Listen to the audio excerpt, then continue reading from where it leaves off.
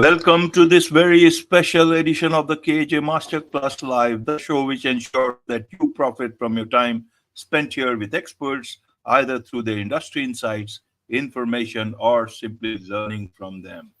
And today we have Nic Monteforte. He is an author, Vedic meditation teacher, and what he is known as the Success Alchemist. Welcome to the show, Nic. Thank you so much for having me. I feel very privileged to be able to be here today speaking with you. You are welcome. Welcome to the show, Nic. Welcome to India in this online form. And I'm Fantastic. sure not just it's in India, but also across the world. A lot of people will benefit across the globe. On what we will be talking right now, we'll be talking about mastering success, the calm superstar approach we'll all learn from you.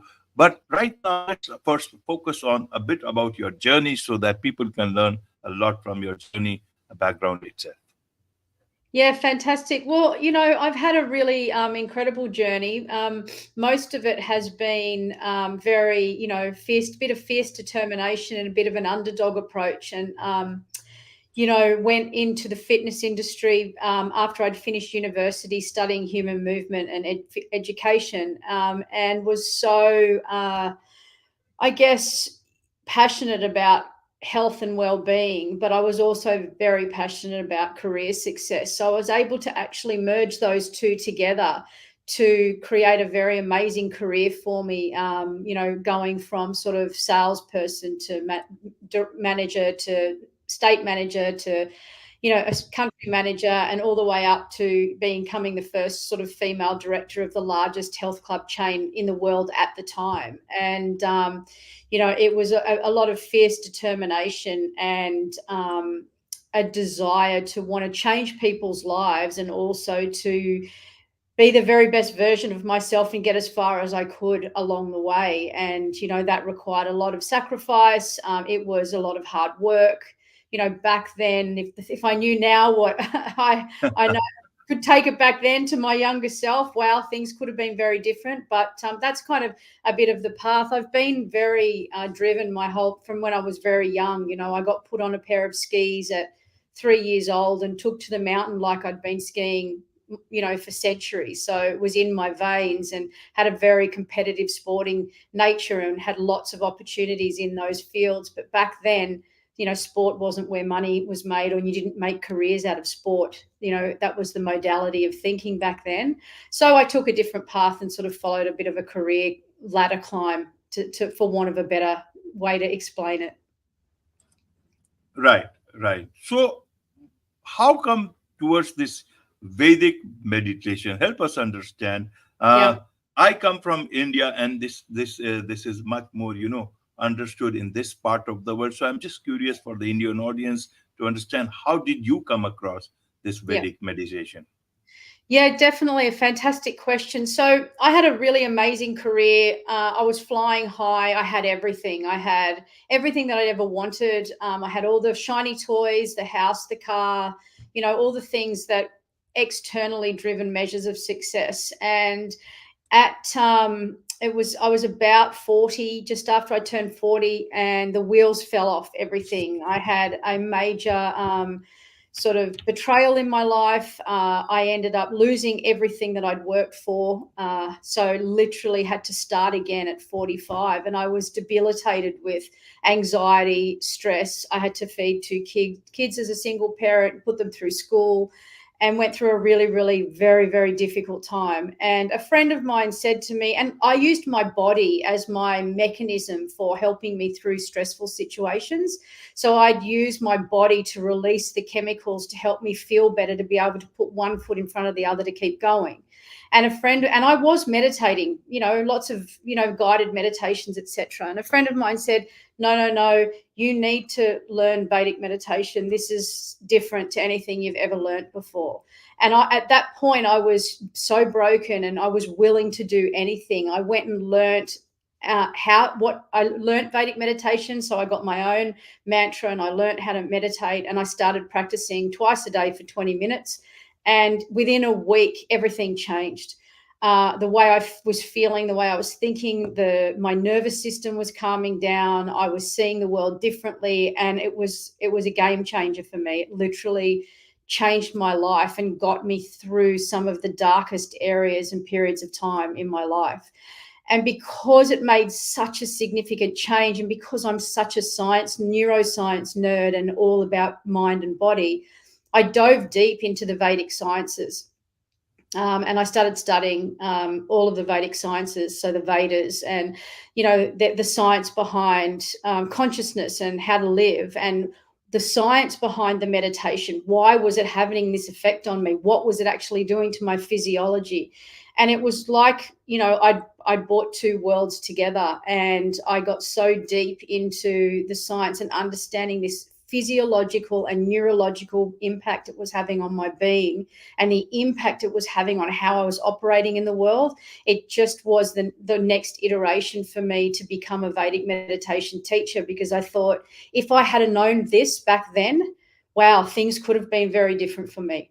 I could have handled things very differently. I might not have burnt out so badly. I might not have got as sick as what I got. And so that's kind of how it unfolded. Right. Things fall into place only at the right time, whenever the Almighty wants it to be, whenever we can get it. The Vedic science must be from from this part of the world, but even in India, a lot of people find all this wisdom at their own point in time. So I want to understand this for a lot of people is about high achievers. Why did you focus on high achievers? What is it? If they are high achievers, they know everything. When do you come into their into their picture? I come into the picture is that there's a perception and a way of operating. What high achievement looks like in this modern world is a push. You just keep going. You just keep going. Like, burnout was just a part of the way that you lived to become a peak performer. So for me, it's a completely different way to look at things now, is that you can have peak performance. You can achieve long-term sustainable peak performance, but not doing it in the old modality of by force. The power comes from in having your full body in place of homeostasis, your brain functioning properly, and coming from a place of stillness. Everything else falls into place. You make better decisions. You become less reactive and more responsive. Your nervous system is so calm that you become like the eye of a storm. You can have everything coming at you, but you're so still in your own stillness and calmness that nothing on the outside pushes you off. There's a term in Sanskrit, which you probably know, called titiksha, which is basically meaning unruffled. And that's the difference between the old mode of operating and the new way that we need to get peak performers and high achievers operating in a place where they don't get sick and they don't burn out, and they can achieve these ambitious, lofty goals from a place of stillness without all the negative side effects that come from the old way of operating. Absolutely. Now, in terms of high achievers, let's understand them a bit better. What are the biggest challenges that they face? You come into the picture that we understood, but what about their challenges? What are the challenges that they face? Is it that people perceive them to be, something out of this world, or is it that they have to manage a lot of other things? Help us understand, take us a bit into their mindset, into their lives. Yeah, so I can just reflect on all the people I've worked with, massive, lots of teams, right, of all high achievers, big teams, but also myself. And there is a something to prove kind of mentality, if that makes sense. Yes. And their own worst enemy, my own worst enemy, wasn't anyone else but myself wanting more. I can do better.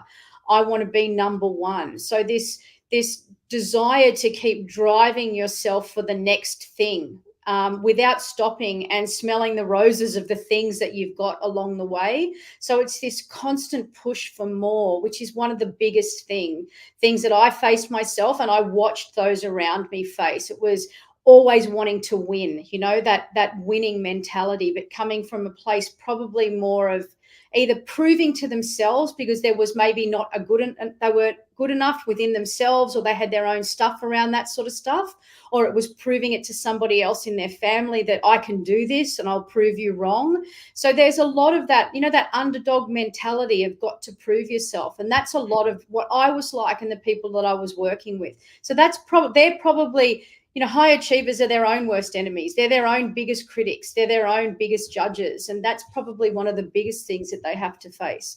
But then the other side to the coin is that from the outside looking in, people just look at you and go, oh, well, you've got it all. Then they don't understand what you have to do to get there. You make sacrifices with when you spend time with your children, or whether you go on that holiday, or if you do work when you go on the holiday, or whether you go out with your friends, or all of those sorts of things. There's a lot of sacrifice that comes with wanting to achieve more. But with this new way of thinking and this new tool, this not new tool, it's 7,000-year-old tool, we can have all of that without all of the negative side or the downside of it. Right, Nic. Now, to understand this better, in terms of proving oneself, which is more stressful, trying to prove to others or to prove to oneself? Is there which one is the better one and beneficial one? People say, I don't have to prove to anyone else, I have to prove to myself. And that a lot of good high achievers talk about that. What about when you set out to prove to others? Help us understand both these sides of high achievement. Yeah, sure. To be honest, in my view, they're both quite connected. So the need to prove anything means it's coming from a little bit of a place of lack within oneself. Okay. So that's what I feel. Proving to others is probably, sits a little bit more challenging or has a little bit more attached to it, because it means that if you're looking for external validation for who you are and what you do in the world. Proving to yourself is still trying to prove to yourself who you are and what you're trying to do in the world, but at least it's self, and it's not looking for outside validation to say, hey, Nic, yes, you've done good, high five. So whilst they're interconnected, it was, if I look back at myself and I look at the team around me, a lot of them have, you grow out of it with time and things change, but a lot of them were trying to prove to someone in their life that had said you're not good enough in some way, shape, or form. So that's the one that probably carries the deepest sort of impact on us on the inside and the way that we think. Right. People, so maybe those people move out of your lives, but those words still ring into your ears, and that pushes you into putting or adding stress to your life. Be that as it may, I want to understand, Nic, is that you talk about integration of mindset, movement, and mastery. So help us understand this part, and help us understand especially this movement part. What is this movement part along with the Vedic meditation? So we're here in a body, we're in a physical body, and we've got a massive issue across the globe right now, that is sedentary lifestyles. They don't talk about it's a significant pandemic across the world with people sitting too much. And our bodies are not meant to be sedentary. They're meant to be moving. So movement has been the biggest part of my life from when I was born. I was always playing sport and always moving. And it was my tool that I used when I was under pressure and under stress, because I didn't have any other tools to use. So movement for me is a fundamental part of being able to get peak performers into a state of flow, because sitting, energy sits and it gets stuck. Movement, energy flows and moves, and it makes you more creative. So a key component for anyone wanting long-term sustainable success or performance is they need to move their bodies regularly and all the time. And the thing is, we talk about movement. I'm not talking about going to the gym for 3 hours or going for a 5-hour run. I'm talking about getting up out of your seat for 10 minutes and doing 10 star jumps, or maybe some squats, or some type of movement to elevate your heart rate, release some serotonin, get all the good neurochemistry flowing so that you can get back into a thinking flow state. So movement for me with anyone that I work with is a key component of what they have to add in or change in their current schedule for them to be able to maintain optimal performance. Wonderful, wonderful. Very well explained that, Nick. Now let's go to your book. You are the author of Calm Down Before You Blow Up. Help us understand. I like this title. Help us understand how did you land up with this title? And secondly, what is this book all about? Yeah, the title, I had many iterations of the title. We ended up there because what I was seeing and what I'm still seeing now is a very reactive society. And the more stress that gets placed on us, whether it's on ourselves or from the external world, external stresses that are just part of everyday life, what's happening is we're building up these layers of stress. And because we're so sedentary, we're not doing anything to help alleviate our physiology, get rid of those stresses, that we get to such a reactive state that one small thing, a straw that breaks the camel's back, one small thing can actually cause you to blow up.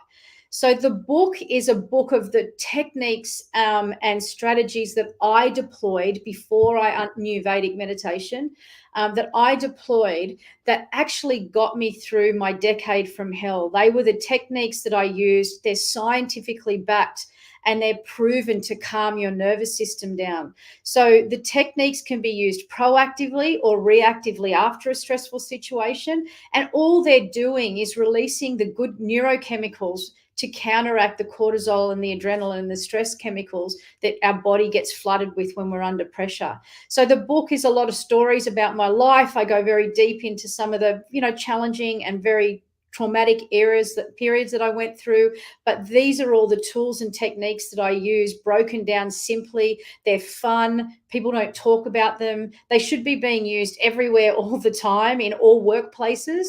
And somebody said to me one day, Nick, I gave one of the techniques to a friend of mine who was struggling with some really bad anxiety. And I said, go and do this. And she said, are you serious? I said, yeah, just go do it. So off she goes. She does the technique. She comes back and calls me 2 hours later. And she says, I don't know what it is that just happened, but I feel so different. You need to write a book with all this stuff in it because people need this. People need to know. And sort of that's where the book came from. It was literally giving everybody everything that I'd been through, understanding that there's a lot of suffering in the world. And these are really simple techniques that you can use in under a minute to help calm your nervous system down, to get you to a place of calm so that rather than you reacting and blowing up and saying something that might not be the right thing to say and probably isn't, you actually get a moment of calm to stop.